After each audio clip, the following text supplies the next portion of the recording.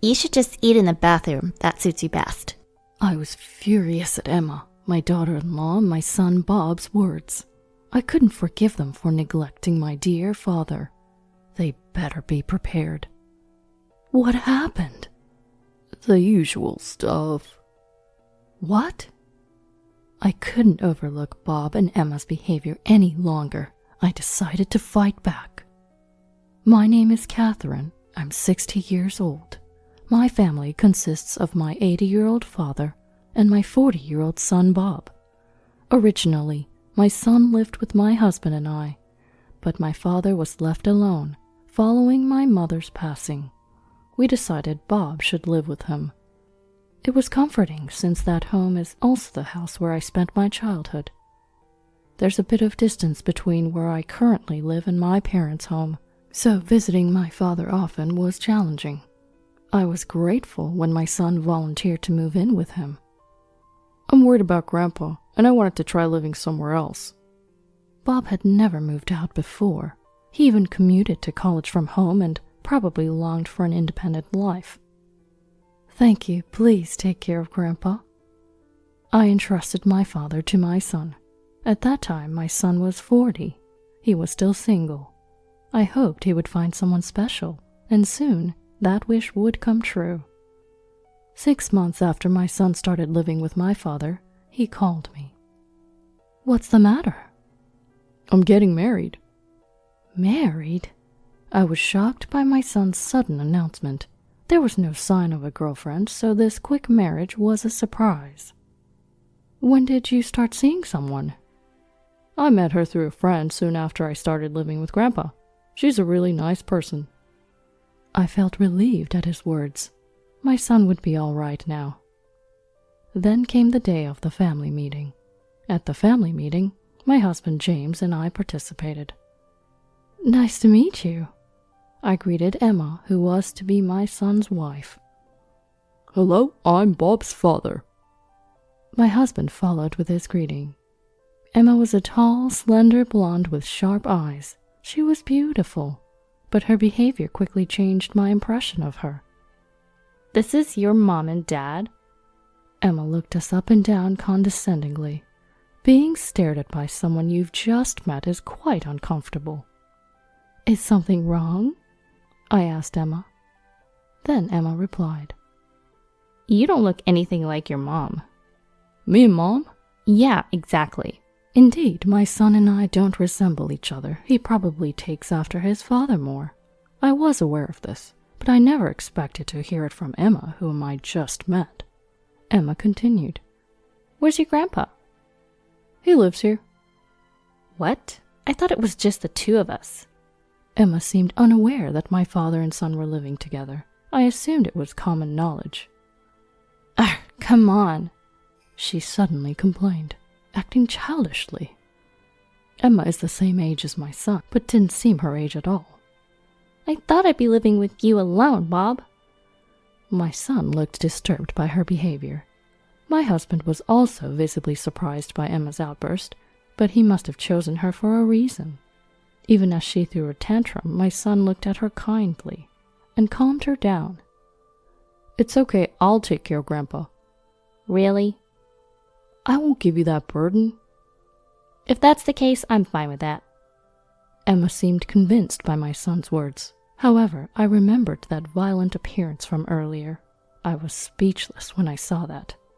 Was she ignoring us, or did she simply not see us?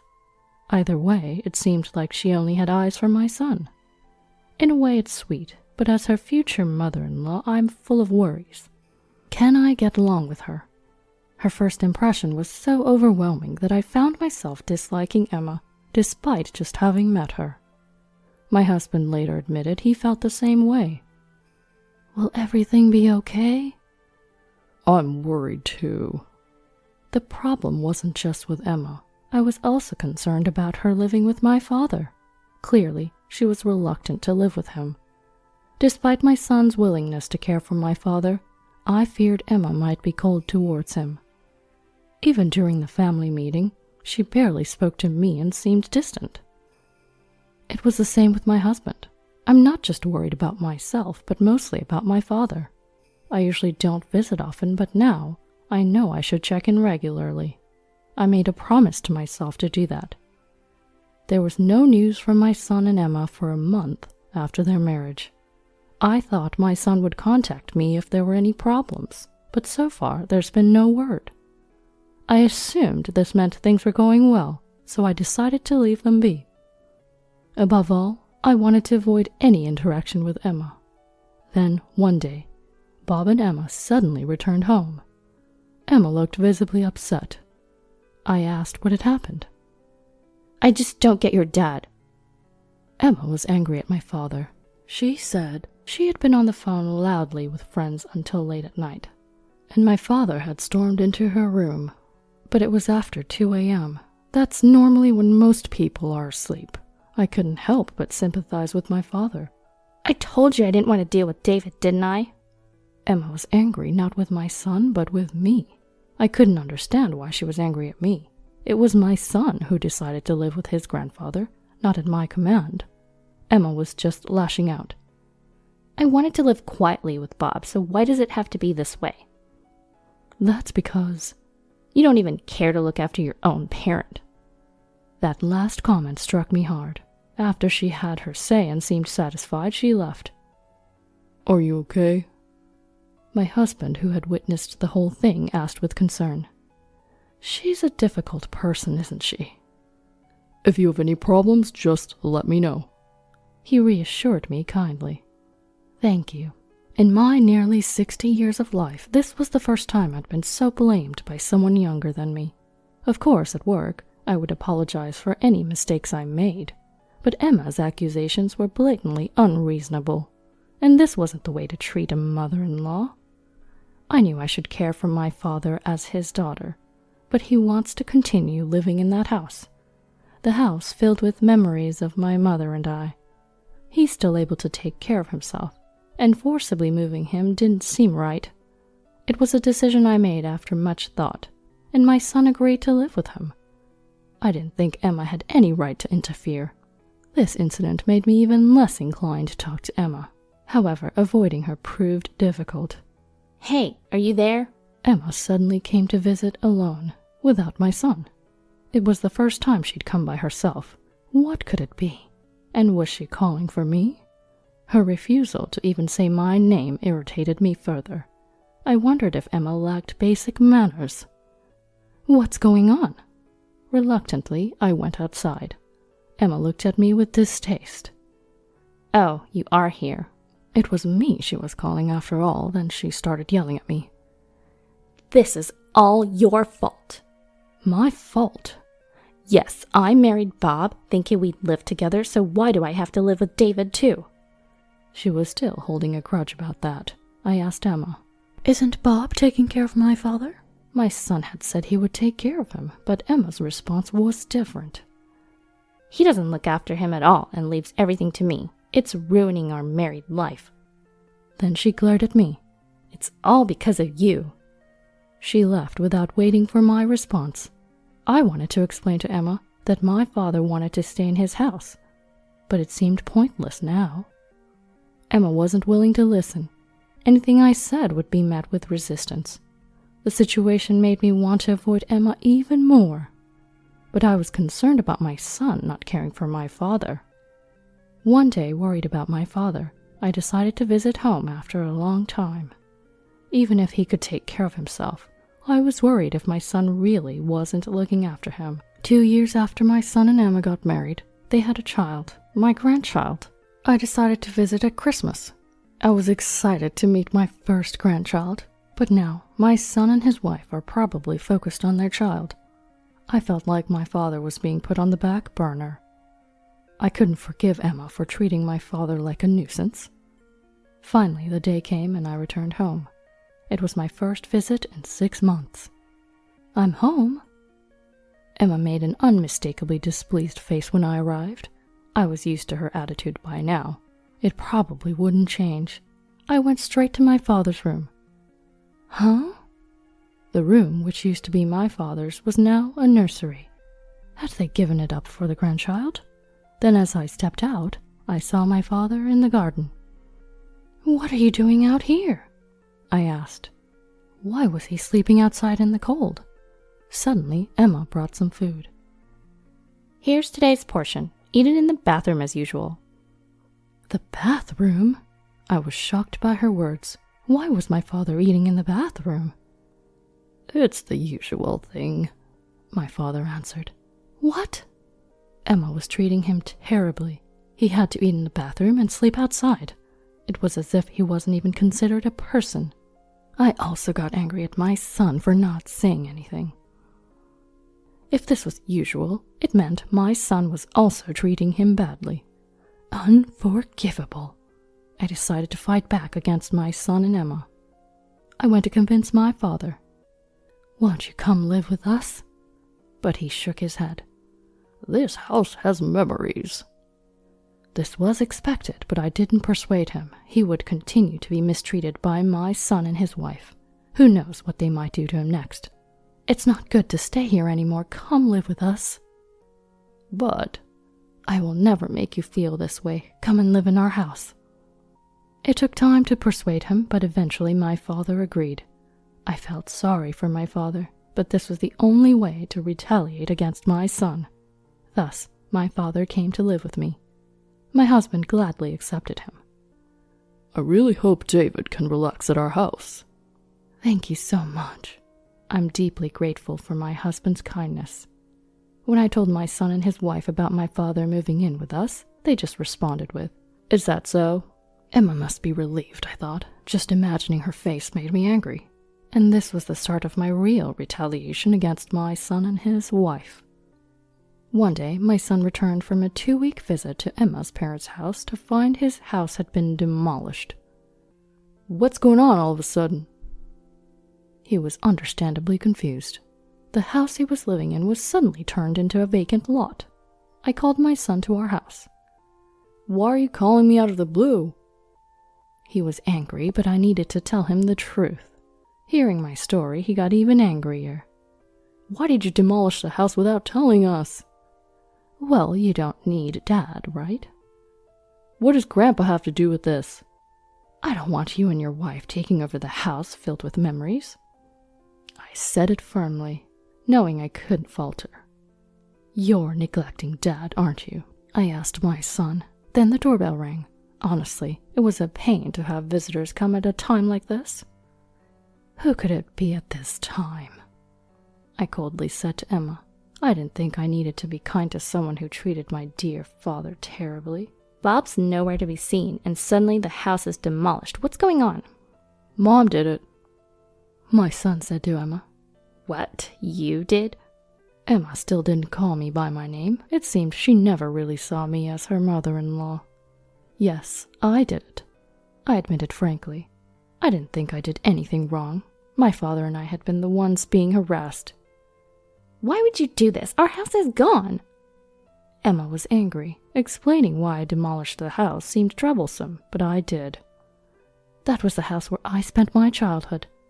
Dad also never wanted to leave it. David's opinion doesn't matter, right? Emma's reply made it clear. She only thought about herself, but I couldn't lose here. But the person who married Bob was very mean, never calling me her mother-in-law by my name and always harassing me. Mom. That's why I thought you two didn't need that house, so I demolished it while you were away. No way. Then I said to my son, You promised to take care of Dad, but treated him terribly. I could sue you, you know. My son flinched at the word sue. Stop it, please. The story of a son and daughter-in-law mistreating their elderly dad, it's a common news story, isn't it? Please stop, Catherine. I couldn't stop smiling. Emma, who never called me by name, finally started showing respect as her mother-in-law, in a situation where she was in trouble. You finally called me Catherine. My son's face was strained. I'll do anything if you drop the lawsuit, Emma said, trembling. Then promise you'll never come near this house again. What? I mean to my father and I, and preferably not to our grandchild. I wouldn't want a child raised by someone like you. Emma apologized to me. I don't want to be separated from my child. It's natural for a mother to not want to be apart from her own child, but I had no sympathy left for Emma. Ignoring her words, I continued. What you're feeling now is the pain I've been carrying all this time." Emma looked startled by my words. Had she finally realized? Then I turned to my son. "Bob, do you still intend to continue your marriage with this woman?" I looked down at my son, who had remained silent up to now. Could he really be okay, living with someone as unpleasant as Emma? "Bob, you were part of the harassment towards Dad and I, just like Emma, weren't you?" "No, that's not it." My son suddenly denied my murmurs. What did he mean? "I was always being ordered around." "Ordered around? By whom?" "Emma told me to feed Grandpa in the toilet and to keep him out of the house as much as possible." So that was it. I glared at Emma. "She threatened to take all my money if I didn't obey her." "Bob, what are you saying?" Emma objected. "How could you?" I sighed deeply, utterly exasperated with Emma. Didn't she love my son at all? Was she trying to separate him from his father? "Of course I don't love him." "What?" Emma murmured. "I married Bob because he was single until 40 and had a lot of money. I didn't need Bob, just his money." "You married my son for that reason?" I asked Emma. "Yes, that's right." What a thing to say. "Don't joke with me. You approached my son for such a reason. Unbelievable." I couldn't contain my anger at Emma's utterly unreasonable reason. I had never shouted so loudly before. Not only my father, but my son too had been threatened. I couldn't consider Emma as a human being anymore for insulting my family. She might even do something terrible to my husband. I would never allow her to hurt my family any further. "It's unfortunate, but this is goodbye." I placed Emma's belongings outside and led her to the front door. "Don't ever come near my precious family again." "No way." After pushing Emma out, I closed the front door. "Please, open the door." I heard Emma knocking repeatedly, but I ignored her. When the sound stopped, I knew she had finally given up and left. My son just stood there stunned and didn't chase after Emma. He must have been really threatened. It's natural he would want to get away. I finally feel relieved. I felt so refreshed, having said everything I'd been unable to say before. When was the last time I felt this good? Since Emma came into our lives, my heart might have never been at rest. I had been constantly stressed and worn down. But after all the harassment I endured, I think I managed to retaliate well against Emma. Peace finally returned to our home. My son divorced Emma without any issues. Emma was initially reluctant, but my son had no intention of reconciling. It was natural, given the daily threats he faced. The grandchild born to them was to be taken care of by my son. I believe it was the right decision. If my son had continued his marriage with Emma, my father would have suffered even more, and my son might have faced more harassment from Emma. "I'm sorry about everything." My son apologized to me. Though he was ordered around by Emma, he still harassed my father. It was pitiful, but I couldn't bring myself to forgive him so easily. I had trusted him to take care of my father. He should have consulted me if there were any problems, but he didn't, and simply followed Emma's orders. It was unlikely we could live together again. From now on, please live with your child. I wanted my son to be independent and not return home. Perhaps living at home until 40 made him too dependent. I wanted him to learn to live on his own and to develop the strength to raise his child as a parent. He wasn't just an adult, he was also a responsible parent of a child. I hope he would fulfill his responsibilities as a parent. "I understand." With those words, he took his child and left our house. This was for the best, I reassured myself. I felt so relieved that everything had been resolved. My father quickly settled into our home. He seemed more at peace than when he was at the old house. Seeing his smile return made me very happy. "Being with family makes any house a happy home." Seeing my father say this, I felt truly relieved. I was glad we could live together. I hope our family continues to live peacefully and harmoniously.